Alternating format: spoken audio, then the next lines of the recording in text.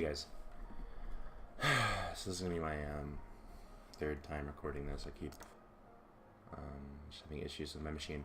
So basically, we're gonna go over how exactly to pull data from Riot's API using Node.js, and we're gonna go a step further than the other tutorials. The other ones have been really bad for practical use. Like, sure, they teach you how to have a Python script return an ID in terminal, cool. But no one's really going to use that, right? Like, no one's going to care about that. The tutorials are cool, sure, but, I mean, they don't have anything practical. So, what you're going to need, though, is you're going to want to have Node JavaScript, so go ahead and install that. Really quick, I'm going to turn this down a little bit. Hopefully you guys can't hear that. I have it muted, but we'll see. I like to listen to music, so... you'll need Node. I'm also expecting you guys to have a remedial knowledge of, at the very least, of JavaScript and its syntax. If you don't, go to codeacademy.com and take their JavaScript course, then come back. It's good to know anyways. I'm also going to have you guys watch a video in the description that will talk about Express and setting it up with handlebars and setting up a proper Express project. I'm going to link that. You guys need to watch that to do anything with this video. It's 14 minutes long, but you can skip through it and do everything he does in about 5. It's super simple, okay? Awesome. So once you have Node installed, open up your command prompt. You're going to want to type in npm install express and let it install. After that, you're going to want to type in npm install express -handlebars. Let it install. After that, npm install request. Let it install. npm install async, async. Let it install. That's everything we'll need. After watching the video that I've linked in the description, your server.js file should look like this. Your folder, which contains everything for this project, should look like this. You have server.js. Inside of views, you have index.handlebars. And then you have a folder named layouts. Inside of layouts, you have main.handlebars, okay? That's what we need. Everything we're going to be doing is right inside of here, okay? So first thing I'm going to do is type in var data memory list. Alright, awesome. Now we're going to go to Riot API, developer.riotgames.com. Anyone can get a key, just log into League like you normally would. Let's go to API documentation and full API reference. Inside of here is where we have all this stuff that we can play around with. It's like, honestly, a programmer's playground. It's awesome. Inside of here, we're going to grab, we're going to look at, this is stats. Inside of Summoner, we're going to look at by name. So the very first get call in Summoner v1.4. And down here, we're going to type in Dyrus, okay? This gives us a URL, which it pulled the data from. And this gives us JSON response body, which is awesome. And you can see it contains the Summoner ID. By the way, this means that Dyrus was the 5,908th person to register on League of Legends NA, so that's pretty cool. He's probably, no, he was in beta, judging by that. Anyways,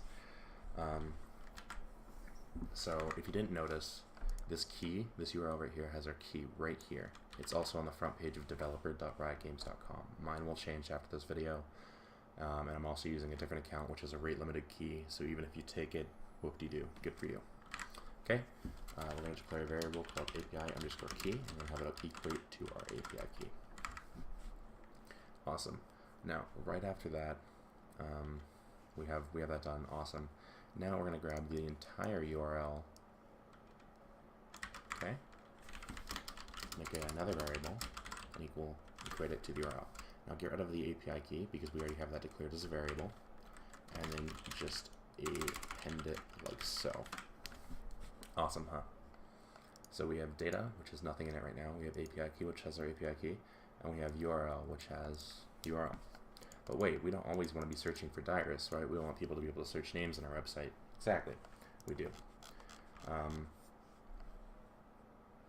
Excuse me. I've literally just woke up and had a soda, so rip me. That's disgusting. Basically, I'm not going to cover in this video how exactly you pull data from a text input field. in JavaScript, but you can Google it. It's super easy. I'll put an example in the description. It's less than a few lines of code, and honestly, I think you can do it in one and variabilize it in another one. But for the sake of the video and time, we're going to declare a variable called s_toSearch and equal, equate it to Dirus. And then right here,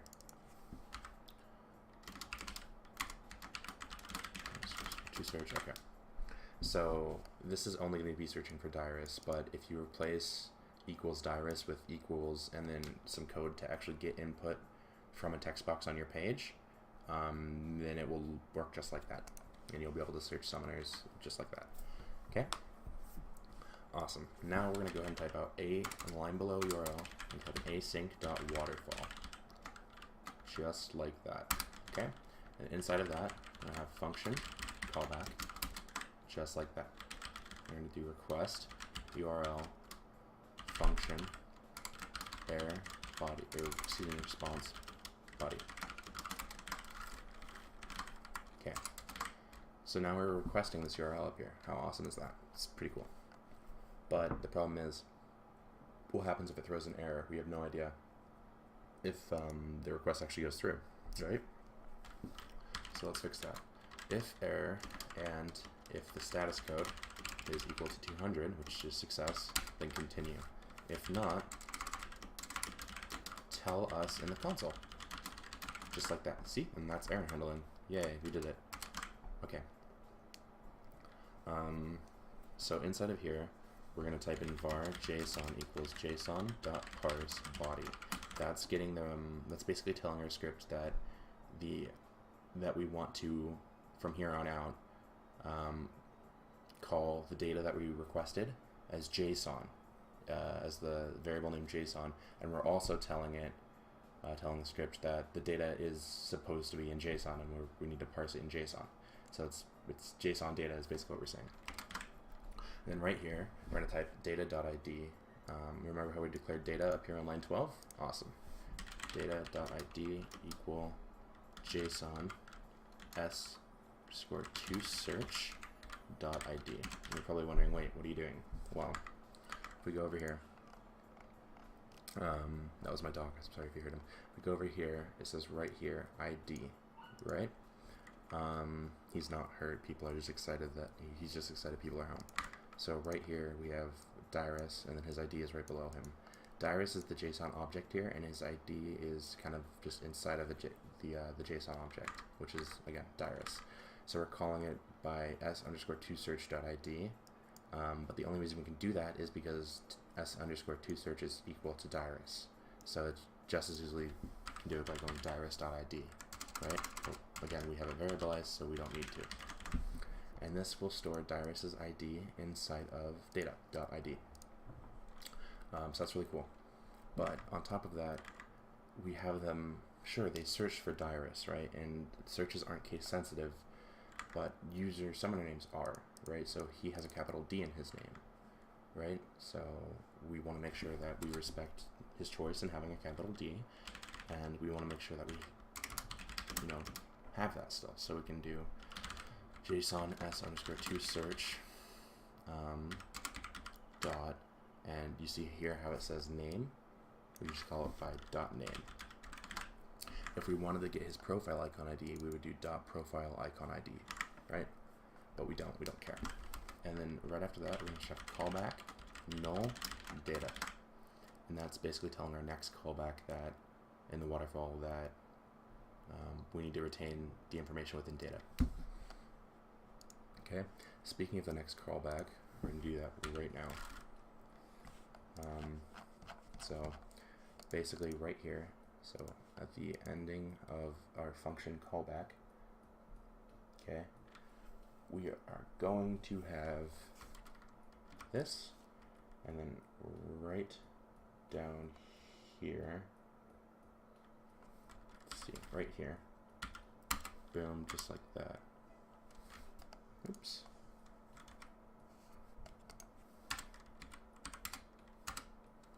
This is not acting appropriately. Give me 1 second while I check out as to why that's happening. Let me just pull up async waterfall npm.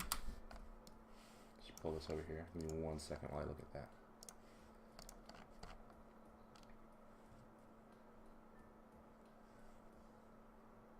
Oh, okay, that is why. So we just do it just like this.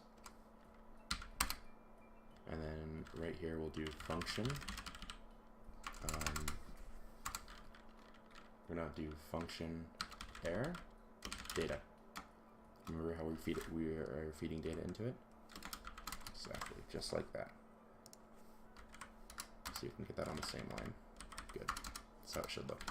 Alright, so inside of function error data, we're going to go ahead and just do if error console.log error. And we're also going to have it return, which means we stop everything, nothing's happening, there's an error, we're screwed. Okay? But yeah, instead of that, that's just error handling. We don't really need to feed too much into that. But now we can do res.render index. And the reason why we're saying index is because if we go into views, we have index.handlebars. If you want to direct them to another page, say aids.handlebars, be sure that you have aids.handlebars as a file inside of here. Okay? We're going to redirect the index and comma, opening some brackets right here, and now we're going to do info colon data, and that's it.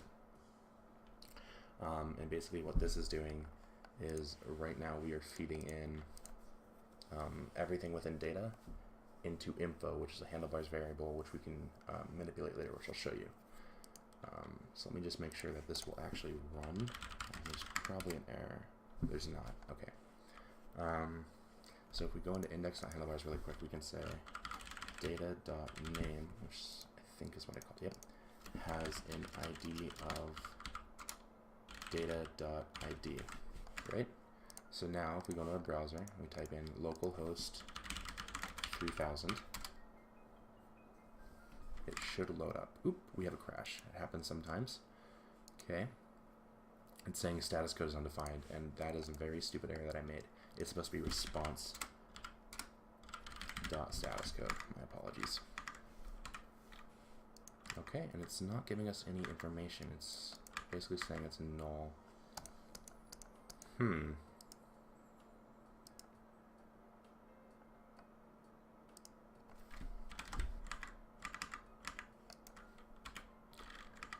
wonder why that is.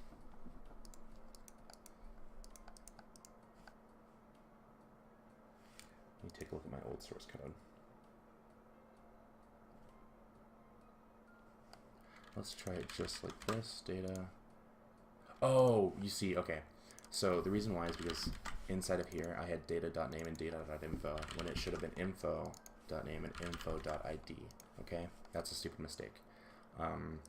So this is what we would call inside of handlebars, right? So this is the handlebars variable, and this is the JavaScript variable. So the handlebars JavaScript. We point the handlebars variable at the JavaScript variable, okay? And they can be the same name. I just chose not to for the tutorial's sake and totally spaced it. So now if we refresh, we say Dyrus has an ID of 5908, which is Dyrus's ID. That's the summoner ID, as we saw here. So really quick, let's just recap everything. We're declaring data, we're declaring our API key, we're declaring a username to search, and we're declaring a URL. We then start our asynchronous waterfall, and we make our first callback here. We request this URL, make sure it's not throwing any errors, and it has a proper status code. We're parsing the JSON, getting the ID, and the name that the JSON returned to us. We're then telling our next callback on line 24, we're sending a null for our first parameter, or argument, and data for our second argument. And data is, again, what we declared on line 12, and it contains both ID and name at this point. And then right here, we're just, these 3 lines of code is just if the request throws an error, print it out. We don't really need to worry about that, okay? And then this callback line's on N29, and then right here we enter in our function for rendering the page. So this is just another quick error handling, excuse me, that will return if there's an error. Don't need to feed too much into it. Right here, we're using res.render, and we're rendering index.handlebars, which is, again, located right here. And we're declaring a handlebars variable called info, and we're feeding it everything within data. And we're closing everything out. The way we start this is simply by typing nodemon server.js, and it will start up server.js. If you don't have nodemon, it's just npm install -g nodemon. Okay? And there you go. Inside of index.handlebars, the way you access variables is just like this. It's double brackets info.name, double brackets info.id. And that will give you the variables that we tossed into it right here. And that's pretty basic. In the next video, we're going to cover how to get input from the site and then make a request. And we're also going to cover getting champion kills, most played champion, KDA, CS, all of that stuff. It's going to be really cool. So I know that this wasn't the best or the most clean video. It's my first one. So sorry about that. But it's pretty straightforward. Again, if you are watching this with zero programming knowledge, please go learn JavaScript, or at least the basics of JavaScript, and then come back. You don't need to be a god, you just need to know the basics. Again, Code Academy will teach you the very basics of JavaScript, not Java, JavaScript, okay? So yeah, be sure to check the description for all the needed information, and other than that, you are good to go.